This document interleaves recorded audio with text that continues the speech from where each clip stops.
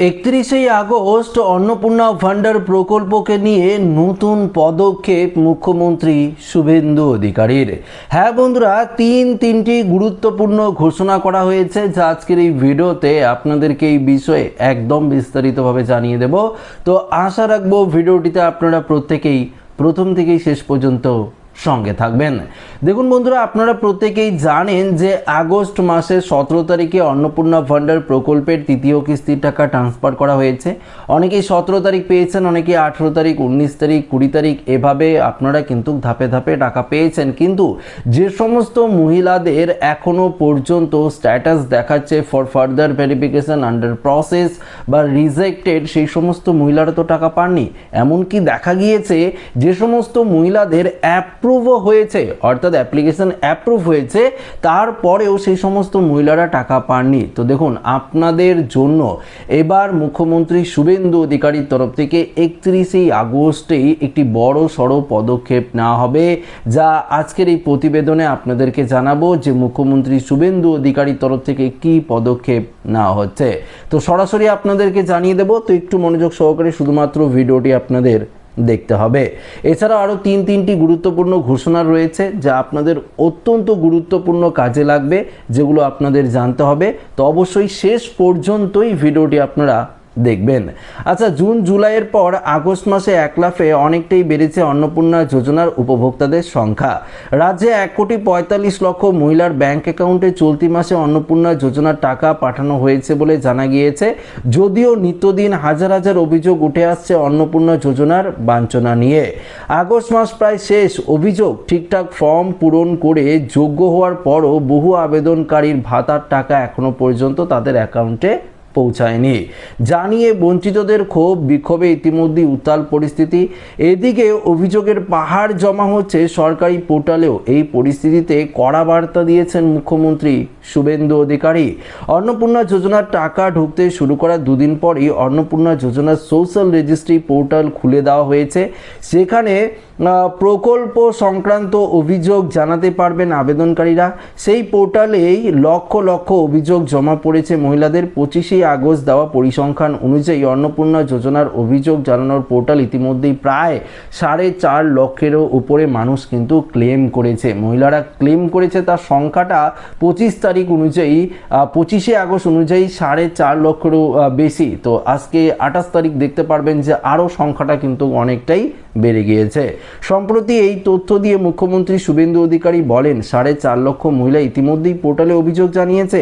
একই সাথে মুখ্যমন্ত্রী জানিয়েছেন, অন্নপূর্ণা যোজনায় যুক্ত হওয়ার জন্য অনেকেই পোর্টালের মাধ্যমে আবেদন করেছে ঠিকই, কিন্তু বড় অংশের অভিযোগ এসেছে অযোগ্যদের টাকা পাওয়া নিয়েও। অর্থাৎ দেখুন, ক্লেমের পাশে অবজেকশন বলে একটি অপশন রয়েছে, অনেকে কিন্তু অবজেকশনও করেছে। মুখ্যমন্ত্রী জানিয়েছেন, পোর্টালে জমা পড়া অভিযোগগুলো আগামী 31শে আগস্টের পর থেকে খতিয়ে দেখা শুরু হবে। অর্থাৎ যারা আপনারা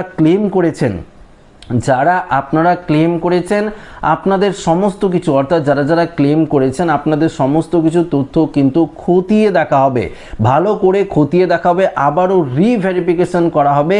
তার জন্য কিন্তু অবশ্যই আপনাদের অপেক্ষা করতে হবে। রিভেরিফিকেশন প্রসেস শুরু হবে আগামী 31শে আগস্টের পর থেকে, অর্থাৎ সেপ্টেম্বর মাস থেকে কিন্তু রিভেরিফিকেশনের যে প্রসেস, সেই প্রসেস কিন্তু শুরু হবে। এটা কিন্তু মুখ্যমন্ত্রী শুভেন্দু অধিকারীর তরফ থেকে পরিষ্কারভাবে জানিয়ে দিয়েছে।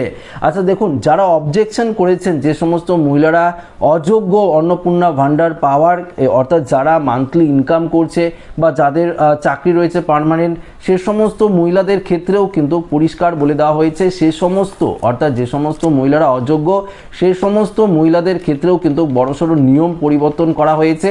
অর্থাৎ সেই সমস্ত মহিলাদেরও টাকা কিন্তু বন্ধ করে দেওয়া হবে। এটাও কিন্তু রাজ্য সরকারের তরফ থেকে স্পষ্টভাবে কিন্তু জানিয়ে দেওয়া হয়েছে। একই সাথে রাজ্যের প্রশাসনিক প্রধান জানান, 21 তারিখ পোর্টাল চালু হয়েছে, তারপর 4.5 লক্ষ অভিযোগ জমা পড়েছে। সাইবার ইনফ্লুয়েন্সের জন্য করেনি, তার মধ্যে একটা বড় সংখ্যক আমাদের দপ্তরে এসেছে। ইনি আপনাদের ঘোষিত নিয়মে পাওয়ার যোগ্য নন, কিন্তু ইনি পাচ্ছেন, এর একটা বড় অংশ অভিযোগ করেছে। অনেকেই আমাদের নিয়ম পাওয়ার যোগ্য না হয়েও কেন টাকা পাচ্ছে সেই অভিযোগও কিন্তু মহিলারা করেছে। দেখুন বন্ধুরা, বিষয়টি এখানে কিন্তু সম্পূর্ণ আলাদাভাবে ধরা পড়েছে।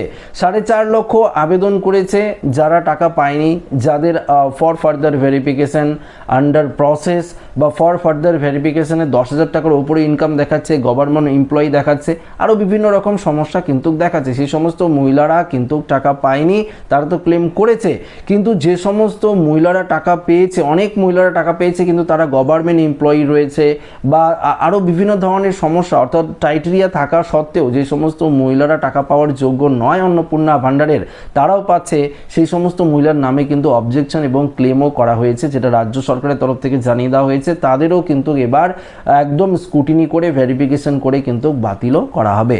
এবার দেখুন তিনটি গুরুত্বপূর্ণ ঘোষণা করা হয়েছে এই অন্নপূর্ণা ভাণ্ডারকে নিয়ে, যেগুলো এক এক করে আপনাদেরকে জানাবো। প্রথমত হচ্ছে আন্ডার প্রসেস। যদি আপনার স্ট্যাটাস দেখায় আন্ডার প্রসেস, তাহলে আপনারা ভাবছেন যে ক্লেম করবেন, দেখুন ক্লেম করার প্রয়োজন নেই। আন্ডার প্রসেস যদি দেখায় সেক্ষেত্রে আপনাকে অপেক্ষা কিন্তু করতেই হবে। অপেক্ষা করলেই আপনারটি দেখবেন অ্যাপ্রুভ যখন হয়ে যাবে তখনই কিন্তু এই প্রকল্পে টাকা পাবেন। হয়তো আপনি 10ই জুলাইয়ের পরে আবেদন করেছেন, হয়তো তার জন্য আন্ডার প্রসেস দেখাচ্ছে। যদিও আপনি 10ই জুলাইয়ের আগেও আবেদন করে থাকেন, আন্ডার প্রসেস দেখালে আপনারা নির্দিষ্ট ব্লক অফিস, পৌরসভা অফিসে যেতে পারেন, কিন্তু ক্লেম করবেন না। ক্লেম তারাই করবেন, কারা করবেন সেক্ষেত্রে বলে দিচ্ছি, রিজেক্টেড। যারা রিজেক্ট হয়েছে তারা অনলাইন অফলাইন দুভাবেই কিন্তু ক্লেম করতে পারেন, সেক্ষেত্রে কোনো রকম অসুবিধায় কিন্তু আপনাদের পড়তে হবে না। ফর ফার্দার ভেরিফিকেশন গাইডলাইন নেই, ব্লকে আসলে ব্লক ভেরিফাই করবে, পঞ্চায়েতে গেলে পঞ্চায়েত ভেরিফাই করবে। আপনার যদি স্ট্যাটাস ফর ফার্দার ভেরিফিকেশনে বিভিন্ন ধরনের সমস্যা দেখায়, আপনি ক্লেম করতে পারেন ব্লক অফিস, পঞ্চায়েত অফিসে গেলে সেখান থেকে আপনার নাম কিন্তু আবারও পুনরায় আপনার নাম কিন্তু এক্ষেত্রে রিভেরিফিকেশন করবে, আপনার নাম কিন্তু এন্ট্রি করবে এবং এন্ট্রি করে রিভেরিফিকেশন করবে। ফর ফার্দার ভেরিফিকেশনগুলো জেলায় আটকে আছে, জেলা থেকে অ্যাপ্রুভ করে দিতে পারে, কিংবা ভেরিফিকেশনের জন্য ব্যাক করা হতে পারে, আবারও ব্যাক করে দেওয়া হতে পারে। আপনার নির্দিষ্ট পঞ্চায়েত অফিস বা ওয়ার্ড অফিসে কিন্তু ব্যাক করে দেওয়া হতে পারে, সেখান থেকে আপনাদের ফোন কল করতে পারে।